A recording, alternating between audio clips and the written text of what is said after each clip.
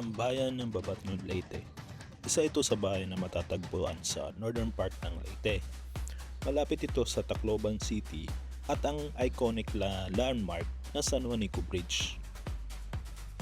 Bagamat ito ay malapit lang sa city at ang iconic na bridge ay nagmimistulang sleeping gem or location itong lugar na ito. Ang bayan na ito ay isa din sa mga producer ng palay at mga agricultural product. Isa din ito sa may mga malawak na area na mayroong sukat daw 115.18 square kilometers at may population na more or less 29,000 plus. Hello guys, welcome back. Bali, ito na naman tayo. Magagala tayo. So, yung destination natin is itong Babatngon, Leyte. So, yung first stop natin is actually itong Babatngon, Leyte is isa sa malaki ding province dito sa municipality dito sa sa Leyte. Kasi kung lilibutin ko to, talagang aabutin ako ng ilang hours bago ako matapos. So, tignan natin na muna. So, first stop muna tayo is dito. Sa pinaka first na barangay na gusto natin makita.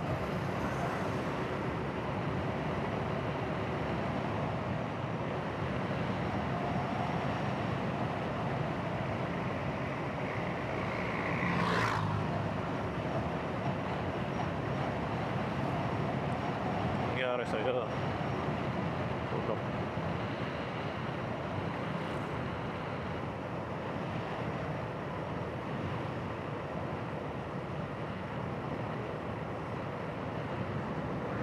So, let's go. So, sa mga nagtatanong kung ano yung setup ko ngayon is yung X4. At itong simple lang na ito is very old na to na na cellphone holder. Parang lang may magamit ako na navigation kasi sa totoo lang hindi ko memorize itong lugar na ito. So let's see. Natin dito muna tayo.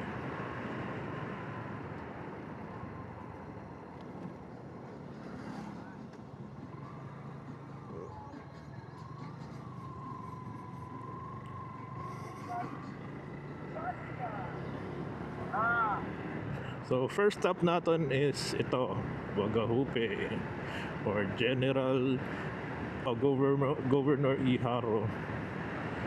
So dito tayo. Sige, dito tayo.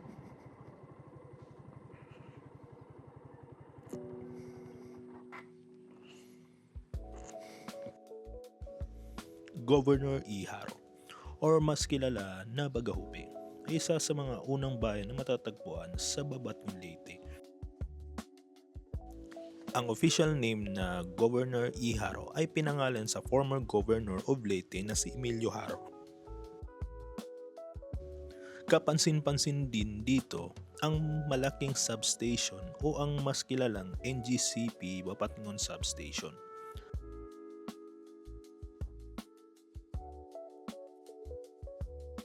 At nagmimistula itong landmark ng barangay at ng bayan na ito.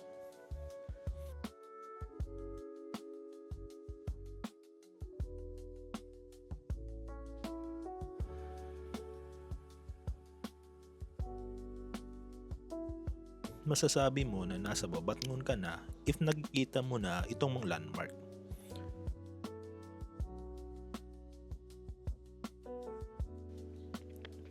Kapansin-pansin din dito ang malawak na palayan na halos yung sumasakop sa bayan na ito.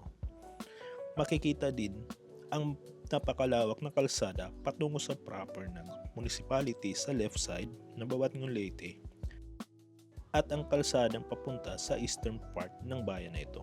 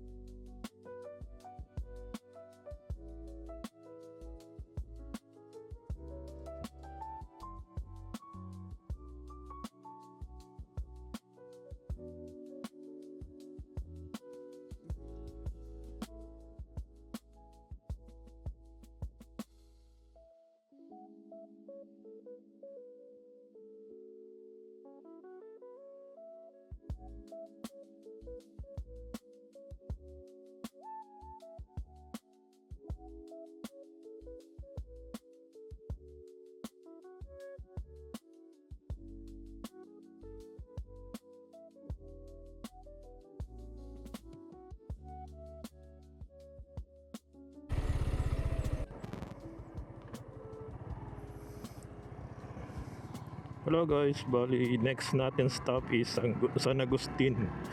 So nakikita nyo dito sa Bagaho, napakaganda ng ano nila, rice field. Ito talaga yung the best na view. Tapos nakikita nyo naman na 4 lanes din dito eh. Merong dito ano. So, pwede pala ako dito mag ano mamaya. Sige, dadaan tayo dyan mamaya.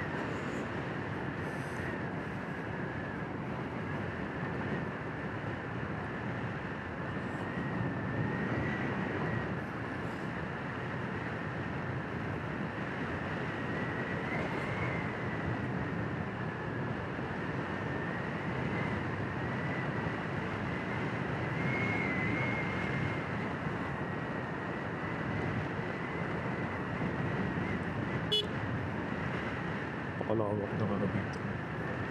Ang lawak dito na ano, ng kalsada.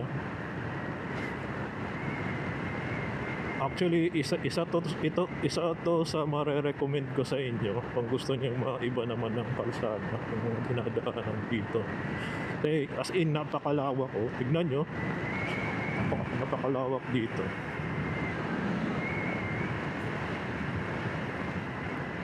Portion pa lang yun pala yung naano ko sa... Uy, ano to? Ganda ng bahay oh. Sana all.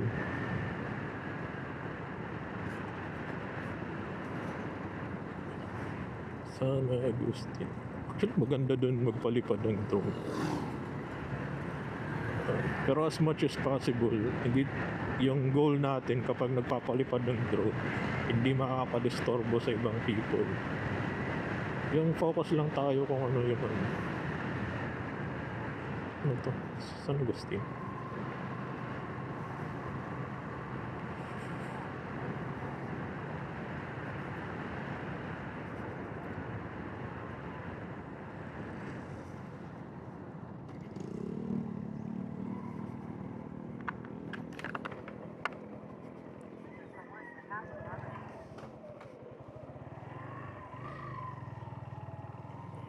Ano ng San Agustin to?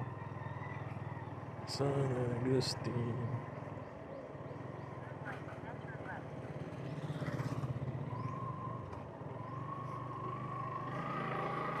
Oh.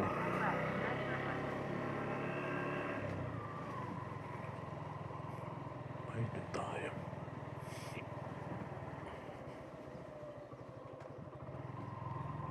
Agustin. Miss ako dito.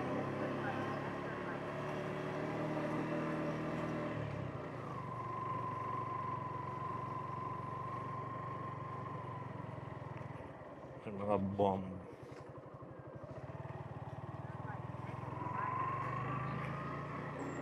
Ano natin? Walang naman tayo. Miss mo na ako dito.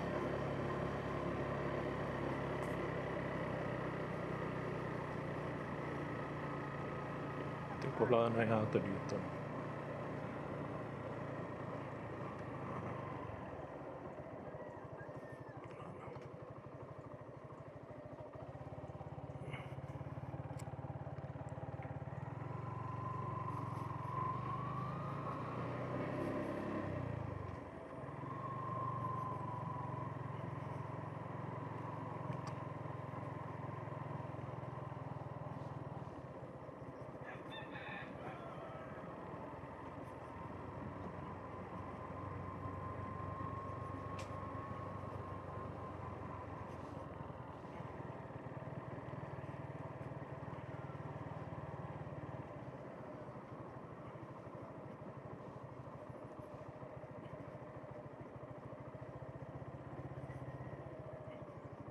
Ito. Pababa itong. Wait lang. Ito tayo.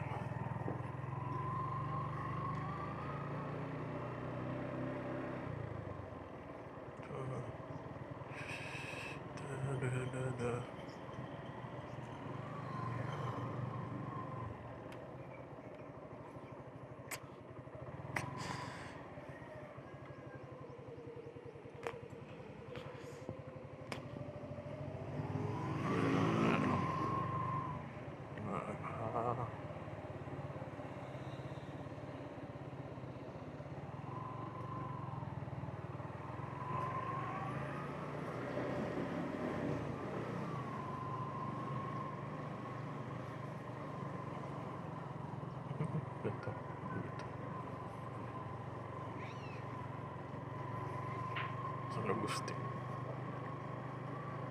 Simple lang. Mga doggy. Pati lang mga baby pa. Pag ito mong habol, iwan ko na lang.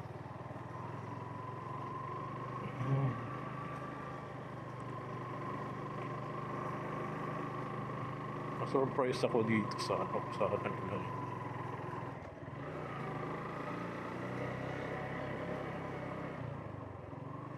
Okay. Ano? Putik. Mga putik.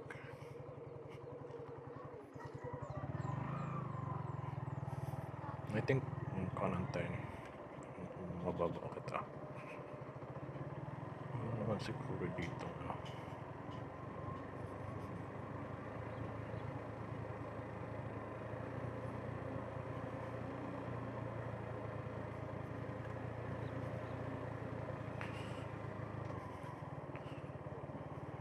Ito pala yung barangay ng San Agustin, Babatngon, Leyte. Surprisingly, ito pa lang yung first time na nakapunta ako dito. So, bear with me kung hindi ako nakakapagsalita. Kasi sa totoo lang, na-surprise kasi ako dito.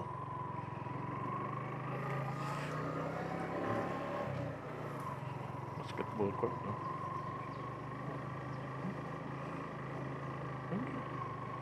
Parang ang simple lang ng buhay dito, no? I don't know. Parang nagugustuhan ko dito. Ako lang. Mas better ito dun tayo banda, no?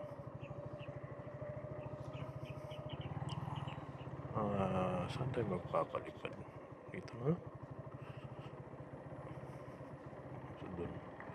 Hanap tayo dito sa baba.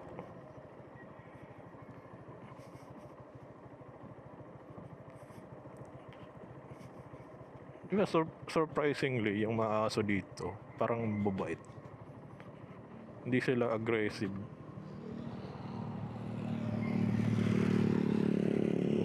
Magpalipad ito.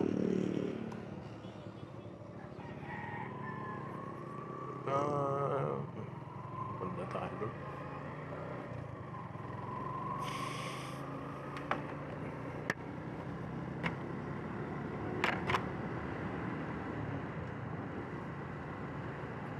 Tingnan lang natin doon.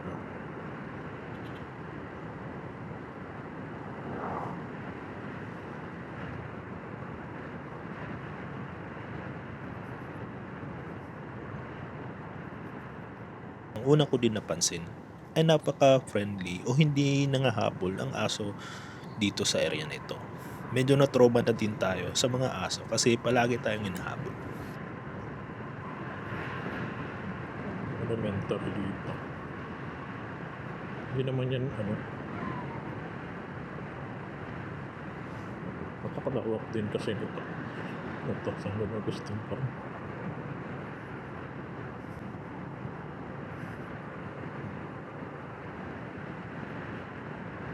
San Agustin. Sana may puno dito. Parang puno eh. Masyadong malayo na yata ito. Ano palipad dito? Paano ko? Uy, ang ganda ng kalsada nila dito. Maganda sana dyan, kaso may tao. Gusto ko.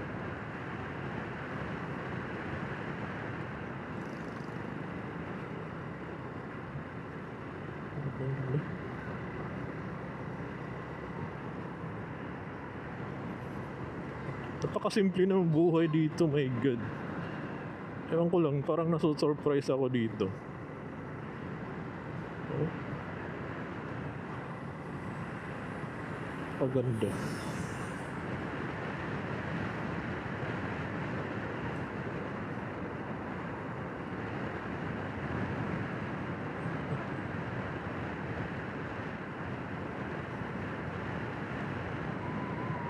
Pala ito, barangay.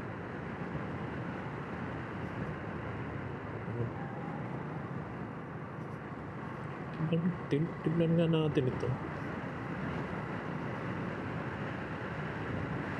Napakagiti ako.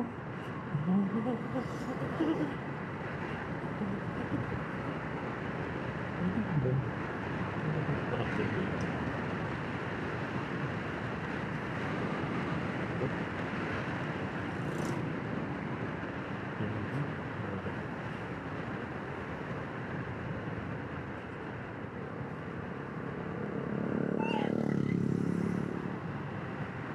Hindi naman yung tinamaan, kaya ginasa.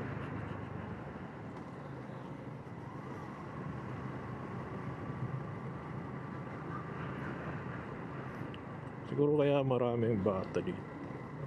Napaka-peaceful kasi. Totoo lang.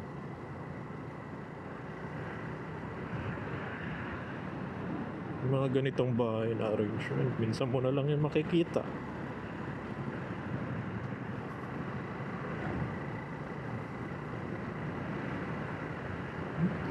Ewan ko lang, parang napaka-peaceful dito. Surprisingly. Ako yung naso-surprise dito eh.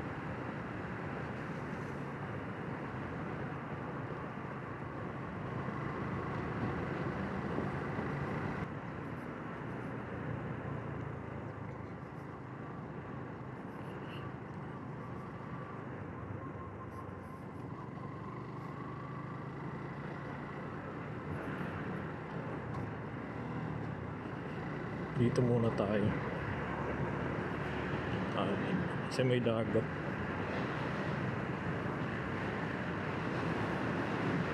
Parang ang simple ng buhay dito. Ang sarap magkabahay dito. Tingnan mo. Di ba, yung sa city, alam naman natin sa city na medyo magulo. Pero tignan nyo yung life dito. Oh, napakaganda. Wow! Yung view. Nakaka-amaze yung view dito ah. Bakit delikado yung poste? So let's to power. Tignan mo. Napaka-wow! Paganda dito. Mamaya videohan ko yan. So dito muna tayo. Parang na-amaze lang ako dito sa mga bata. Parang hindi sila natatakot. Totoo lang kasi parang wala din magagawa. Wala ka din magagawa dito. Kumbaga, wala lang. Chill-chill ka lang dito. Parang nakakatakot din magpabilis. Magano dito.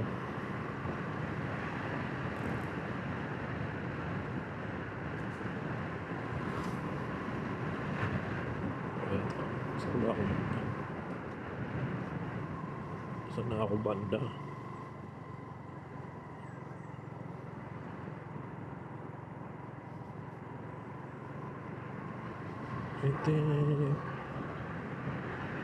Ito na yata yung barangay.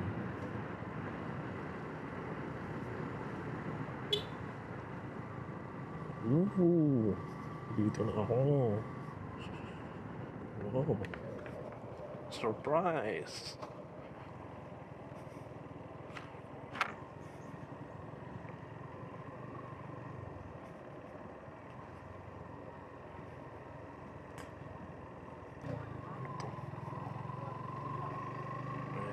Pa ba dito? Parang wala na eh. Meron ba dito? Parang wala.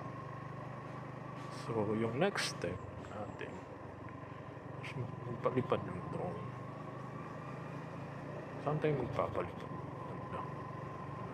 Yung hindi makakadisturbo. As much as possible, bawal yung natin is hindi tayo magkakos ng panic sa mga tao dito. Baka sabihin nilang sino lang ako. Napakasimple. Parang ang sarap ang sarap ditong tumanda. 'Di ba? Wala. Parang wala yata straight. Oo, tama. So, dito, magano tayo dito.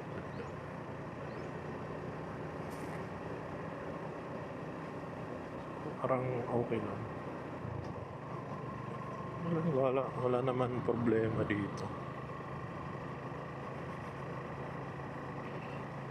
So, I think problema lang dito kasi madami.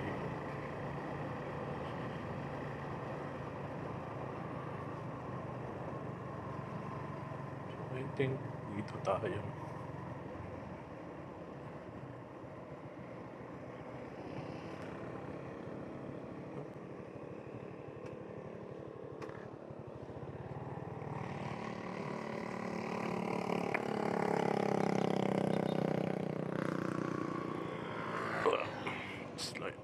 Slide.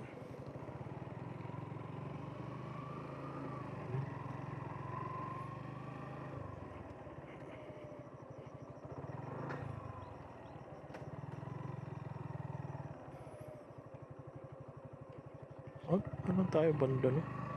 Pinahirapan ko pa yung sarili ko. Mas maganda yung vantage point dun.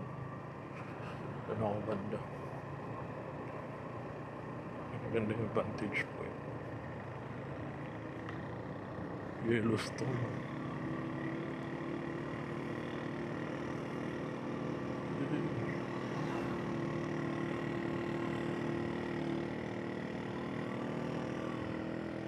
Maganda. Dito na, no? Ano ba maganda doon?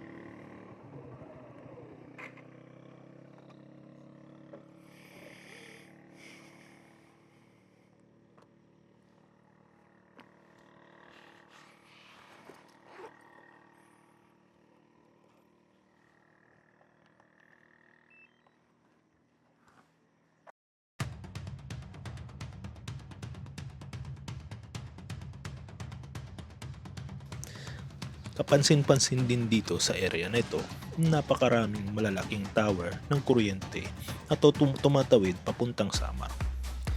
Dahil dito, ay dapat mag-ingat tayo sa pagpapalipad ng drone. Kapansin-pansin na napakatahimik at napaka-peaceful ng kalsada.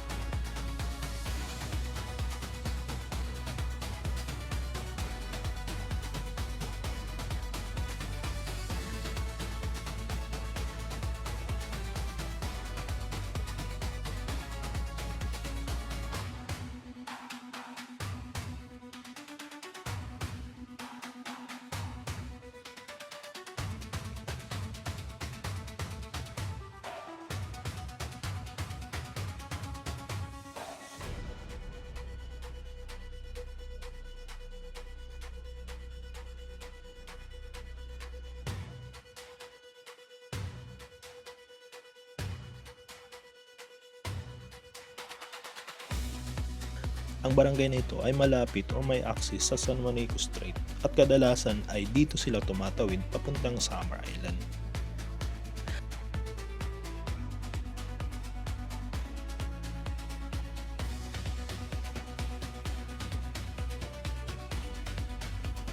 Ang barangay Gintigian ay isa sa bayan na nasa dulo din ng isang kalsada sa babat ng Leyte. Ang pinagkaibahan lang nito ay may malawak din itong palayan sa entrance ng barangay, ngunit meron naman itong madaming towers ng electric. May access din sila sa dagat at dahil dito ay may marami silang fish cage. Malapit din dito ang isla ng Bacol at ang Barangay Plaza. Para makapunta ka ay kinakailangan mo sumakay ng bangka.